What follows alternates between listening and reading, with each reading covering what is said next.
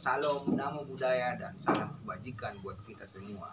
Kembali lagi kita di channel Kacok Mandar. Jadi buat teman-teman yang belum subscribe channel ini, silahkan subscribe untuk mendapatkan informasi yang update dari yang disajikan oleh channel Kacok Mandar. Untuk itu silahkan subscribe dulu. Jadi kawan-kawan, pada segmen sebelumnya kita telah membahas mengenai apa sih itu tarwala, yang kemudian kita simpulkan bahwa tarwala atau mat tarwala ini adalah prosesi ikrar sumpah ksatria Mandar terdahulu sebelum berangkat ke peperangan, yang berfungsi sebagai media untuk mengubarkan semangat para ksatria atau pasukan, atau dalam bahasa Mandarnya disebut dengan joa dan kalula, dan membahas tentang beberapa garis besar mengenai faktor-faktor yang mempengaruhi hingga kemudian budaya tarwala ini tidak lagi akrab di kalangan masyarakat Mandar sendiri. Kali ini kita akan membahas mengenai outfit atau pakaian yang digunakan pada saat akan melakukan tarwala. Jadi ada 5 outfit dan properti yang akan menunjang kita pada saat akan melakukan tarwala. Jadi yang pertama itu adalah baju atau jas tutu. Yang kedua adalah pasapu. Yang ketiga itu celana alang. Berikutnya adalah keris atau gayang atau jambia, dan ada juga kain sarung. Ya, jadi ini akan kita bahas satu persatu. Jadi yang pertama kita akan bahas mengenai jas tutu. Jas tutu itu apa? Jadi jas tutu ini tidak seperti jas pada umumnya. Jas ini dia tertutup pada bagian leher, jadi dia tidak mempunyai kerah yang keluar seperti ini, atau mungkin teman-teman ketahui mengenai jas itu sendiri. Jadi dia tertutup pada bagian leher. Dari bentuknya baju ini dia mirip dengan baju atau outfit yang digunakan tentara Jepang pada saat Perang Dunia Kedua. Kalau misalnya teman-teman pernah melihat film-film Jet Li, yang dimana dalam film tersebut Jet Li mengenakan sebuah jas melawan tentara-tentara Jepang tadi, maka itu yang dimakan dengan jas tutu. Kemungkinan besar jas ini diadopsi pada saat tentara Jepang ini masuk ke Indonesia. Yang akan kita bahas itu teman-teman adalah celana alang. Jadi celana atau celana alang ini adalah jenis celana dengan ukuran 3/4. Jadi panjangnya itu hanya akan sebatas betis. Dahulu ksatria Mandar itu tidak memakai alas kaki pada saat akan turun ke medan peperangan. Alasannya yang pertama itu belum dikenalnya alas kaki yang berupa sepatu atau sandal.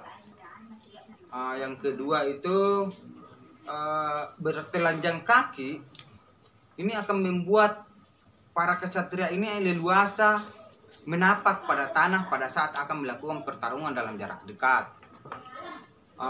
Jadi celana alang dengan ukuran 3/4 ini mendukung pergerakan langkah para kalula atau joa tadi. Alasan yang ketiga itu mungkin akan kelihatan lucu apabila seorang joa atau kalula ini bertarung dalam keadaan tidak memakai celana. Ketiga kawan-kawan yang akan kita bahas itu adalah kain sarung, atau dalam bahasa Mandar itu disebut dengan lipa. Jenis sarung yang kemudian digunakan itu adalah jenis sarung sutra, atau kalau misalnya kami sebut itu dengan lipa sabe. Kain sarung ini kemudian dililitkan di sekitaran pinggang ksatria tadi. Dia berfungsi sebagai tempat untuk menyelipkan senjata seperti jambia, kalewang, atau jenis parang panjang, atau jenis-jenis senjata tajam lainnya yang bisa untuk diselipkan. Biasanya kalau misalnya untuk tombak itu tidak bisa diselipkan, jadi mereka akan pegang terus. Kawan-kawan, bahwa kain sarung ini bisa dijadikan sebagai senjata dengan teknik bela diri silat yang menjadikan kain sarung sebagai alat atau senjata. Selain itu, dia juga mempunyai fungsi ketiga, yaitu sebagai media untuk membedakan status, pangkat dan jabatan seorang ksatria tadi. Topik keempat yang kemudian akan kita bahas kawan-kawan itu adalah sapu tangan atau pasapu. Sapu tangan ini dalam bahasa Mandar ya, karena memang bentuknya seperti sapu tangan maka disebutlah dia sapu tangan. Namun ada juga yang menyebutnya sebagai pasapu. Jadi sapu tangan atau pasapu ini itu adalah jenis kain yang kemudian dililitkan di sekitar kepala Jawa. Dahulu pasapu ini terbuat dari kulit kayu. Namun seiring berkembangnya zaman, industri tekstil atau industri kain ini juga sudah mulai masuk ke Sulawesi. Maka dari yang tadinya dari kulit kayu itu berubah menjadi jenis kain katun yang bermotif seperti batik. Dahulu kita di Sulawesi ini secara umumnya itu mempunyai jenis batik tertentu. Namun mungkin karena lebih murah batik yang dari Jawa ini, maka dia mengalahkan industri-industri kain-kain batik yang ada di Sulawesi. Ukuran pasapu ini berkisar antara 1 kali 1 meter yang kemudian dilipat secara diagonal hingga membentuk segitiga, kemudian dilipat lagi dan diikat sedemikian rupa hingga berbentuk di atas kepala seorang ksatria. Nah, soal pasapu ini atau sapu tangan ini ada beberapa kekeliruan perspektif yang terjadi di masyarakat Mandar pada umumnya, bahwa mereka mengatakan sapu tangan atau pasapu Mandar itu ujungnya jatuh ke bawah, padahal ini yang sebenarnya yang keliru. Terdiri itu adalah pasapu dari kerajaan Goa atau daerah Makassar. Simbol pasapu ini itu diambil dari filosofi ayam jantan. Diketahui bahwa ayam jantan itu kawan-kawan, dia adalah termasuk hewan yang teritorial atau hewan yang menjaga mati-matian wilayahnya, sama seperti kerbau jantan. Nah, pasapu ini kemudian simbolnya itu diambil dari jengger ayam jantan tadi, yang kemudian dipandang memiliki sebuah filosofi yang sangat tinggi. Ketika ada ayam jantan lain yang tidak dikenal, maka ayam jantan tuan rumah ini akan berkokok untuk memberitahu bahwa ayam jantan lain ini sudah memasuki wilayah yang bukan lagi teritorinya. Kemudian jika tidak diindahkan kokokannya tadi, maka ayam jantan ini akan bertarung demi mempertahankan wilayahnya. Saat bertarung, jadi kalau misalnya teman-teman perhatikan, saat ayam jantan bertarung, bulu-bulu di sekitar lehernya itu akan berdiri, pertanda ia siap untuk bertarung. Sehingga secara umum sebagian masyarakat Sulselbar mengadopsi simbol dan filosofi ayam jantan ini. Simbol dan filosofi ayam jantan kemudian diadopsi lagi ke dalam bentuk pasapu atau sapu tangan tadi. Di Mandar dahulu kawan-kawan, jika pasapu itu bentuknya berdiri dan lancip ke atas, maka ia menjadi simbol yang diketahui oleh semua orang bahwa daerah kita ini, tanah Mandar kita ini sedang keadaan darurat perang, atau dalam bahasa Mandarnya itu lopa ilita. Sama halnya dengan jambia dan gayang yang menjadi simbol juga. Tapi nanti kita akan bahas apa sih hubungannya antara pasapu dengan gayang ini dengan jika dihubungkan dengan keadaan dan situasi pada tanah Mandar. Nah, jika daerah kita itu tidak dalam situasi perang atau dia berada dalam situasi damai, atau dalam bahasa Mandarnya itu dikenal dengan istilah maring lita, maka ujung pasapunya ini akan dibiarkan turun atau dibiarkan jatuh ke bawah. Ini adalah pertanda bahwa memang sedang tidak ada perang, kita dalam masa damai, kawan. Pasapu ini kan terbuat dari kain katun, otomatis dia bukan jenis kain keras. Tapi kok bisa dibuat berdiri seperti itu? Ada tekniknya kawan-kawan. Tekniknya ini disebut dengan matokko, yakni sebuah proses pemberian kanji yang dicampur dengan air. Nah, setelah itu pas sapu yang sudah dilumuri kanji yang encer ini kemudian dikeringkan, dan setelah kering maka pas sapu ini akan terbentuk kaku. Nah, hingga kemudian bisa dipakai dalam bentuk berdiri ke atas. Berikutnya kawan-kawan, kita akan beralih ke outfit kelima atau outfit terakhir pada outfit yang dipakai pada saat melakukan matarwala. Nah, outfit kelima itu ada jambia atau gayang. Jadi dipilih salah satunya saja. Jadi perlu diketahui bahwa jambia adalah sejenis senjata tradisional yang berbentuk seperti pisau belati. Ia mempunyai satu sisi bagian yang tajam dan satu laginya itu tumpul. Mempunyai fungsi untuk menusuk dan mengiris. Nah, kata jambia sendiri ini diambil atau diadopsi dari bahasa Arab jambia yang berarti belati. Sedang gayang adalah sejenis keris yang mempunyai dua sisi yang tajam. Nah, dari bentuk hulunya saja, kalau kita melihat gayang ini, kita bisa mampu simpulkan bahwa gayang ini didesain khusus untuk menikam atau menusuk. Nah, jambia dan gayang ini dipakai pada saat prosesi matarwala. Jambia atau gayang ini mempunyai nilai filosofis yang sangat tinggi kawan-kawan.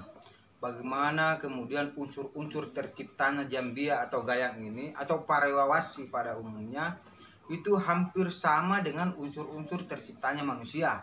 Unsur-unsur itu antara lain ada unsur tanah, ada unsur api, ada unsur udara, juga ada unsur air. Nah, tidak jauh-jauh dari falsafah sulapa ape yang kemudian dikenal oleh masyarakat Mandar pada umumnya. Nah, juga falsafah ini dikenal juga di negeri-negeri Bugis tetangga kita. Falsafah ini hampir berada di setiap lini kehidupan orang-orang Mandar. Nah, kedepannya kawan-kawan mungkin kita akan melakukan pembahasan lain mengenai falsafah ini nanti setelah seluruh segmen-segmen tarwala ini kita kupas secara habis. Kembali ke jambia dan gayang. Jambia dan gayang ini mempunyai fungsi lain selain untuk mengakhiri hidup manusia. Ia juga menjadi simbol kehormatan sekaligus menjadi simbol penghormatan terhadap para kesatria dan para lelaki Mandar pada umumnya. Bagaimana kemudian jambia atau gayang ini diletakkan di pinggang sebelah kiri dekat dengan tulang rusuk yang patah. Dekat dengan tulang rusuk yang patah saat diciptakannya kaum Hawa. Sama seperti kisah Nabi Adam yang tulang rusuknya diambil yang di sebelah kiri untuk menciptakan Siti Hawa. Oke, lanjut lagi kawan-kawan. Selain menjadi simbol-simbol di atas, jambia dan gayang ini juga menjadi simbol yang hampir sama dengan pas sapu. Seperti pada saat kita membahas mengenai pas sapu, nah simbol-simbol ini juga ada di gayang. Menjadi simbol saat negara atau kerajaan ini dalam keadaan darurat perang. Juga saat negara berada dalam keadaan damai. Bagaimana kemudian kita mampu melihat simbol itu pada gayang dipakai, dan tentunya dalam waktu-waktu atau kita flashback ke zaman-zaman kerajaan ya. Saat damai, hulu gayang atau jambia ini atau dalam bahasa Mandar itu disebut dengan hulu gayang. Ia tertutupi oleh ikatan sarung. Jadi ada cara khusus mengikat sarung yang membuat gayang dan jambia ini tidak kelihatan hulunya, kawan-kawan. Kenapa disembunyikan? Itu karena untuk memberikan rasa aman bagi orang-orang di sekitar dan memberikan pemahaman bahwa situasi negara dalam keadaan damai dan tidak ada perang yang sedang untuk dilakoni. Atau dalam bahasa Mandarnya itu disebut dengan maringi nilita. Beda lagi pada saat negara dalam keadaan darurat perang, atau dalam istilah bahasa Mandarnya itu lopa idita, maka hulu dari Gayang atau Jambia ini akan tampak keluar. Juga ditarik sedikit sekitar setengah sampai 1 cm agar pada saat dalam situasi tertentu dia gampang ditarik. Sama seperti filosofi atau diambil dari filosofi ayam saat bertarung, tajinya akan senantiasa dihadapkan kepada lawannya. Jadi hampir semua simbol-simbol ayam jantan ini berada di prosesi Mattarwala. Tentang Gayang, Jambia, dan jenis-jenis senjata tajam tradisional lain di Mandar, kurang adil rasanya jika kita tidak membuat segmen tersendiri, karena ia menjadi budaya tersendiri meski kemudian posisinya tidak sama dengan Tarwala yang hampir punah. Ini akan menjadi PR tersendiri buat saya untuk membahas ini bersama kawan-kawan semua. Setelah segmen ini, segmen kedepannya kita akan membahas mengenai tata cara Mattarwala, juga membahas tentang syair-syair Tarwala. Jadi kawan-kawan, jangan lupa untuk tetap tongkrongi channel Kacu Mandar. Jangan lupa untuk subscribe, like, dan share. Ini kan loncengnya agar kawan-kawan semua tidak ketinggalan info mengenai channel ini. Semoga pembahasan kita kali ini menginspirasi dan semoga mengedukasi. Jika ada pertanyaan, kritik, atau saran, silakan kawan-kawan tinggalkan di kolom komentar. Jaya Indonesiaku, lestari Mandarku, dan sampai jumpa.